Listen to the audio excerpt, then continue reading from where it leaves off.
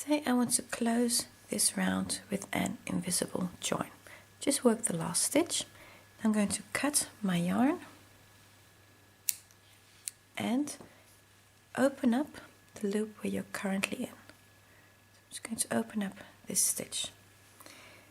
This thread I'm going to use to make the invisible join. I'm going to hook up this thread on a needle. You can also do everything I'm doing now with the hook. I'll show you in a moment.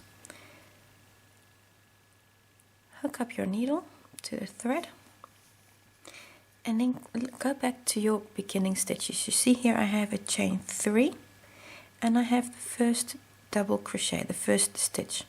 You're going to skip the chain 3 and go into the first real stitch.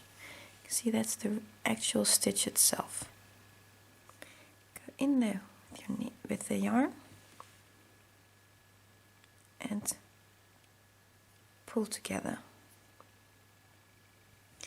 I'm going to come back to the last position, to the last stitch, where my yarn is coming from. You see here, you want to go into this stitch.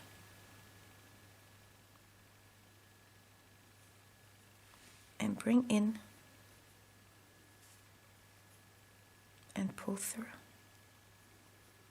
And I'm going to pull it very tight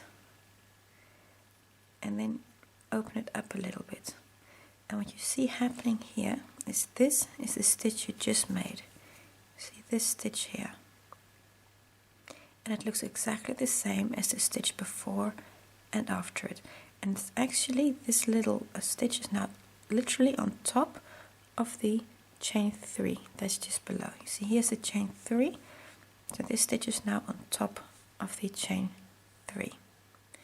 So if you don't want to use your needle to do this, but you would like to do it with the hook, I'm just going to undo everything. So I'm just opening it up again,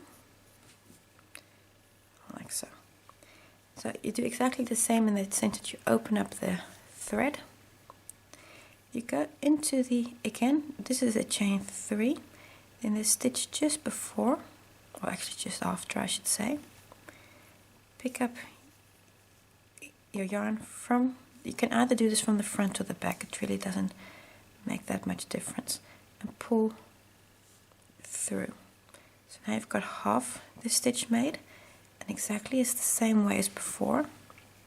In this stitch, I'm going to go from the back through this loop, pick up and pull through. And again, I'm going to pull tight and then just distribute it a little bit. You see here is the stitch you just made on top of the chain 3. And then this thread, you can either work away with a needle, or what I usually do is I work over it during the next round and secure it to my work that way. And this way I've shown you how to make an invisible join with either a needle or your crochet hook. And the great thing about this is that you now do not see any telltale joins. Especially when working very delicate projects, it's a great way to change colors and end your rounds.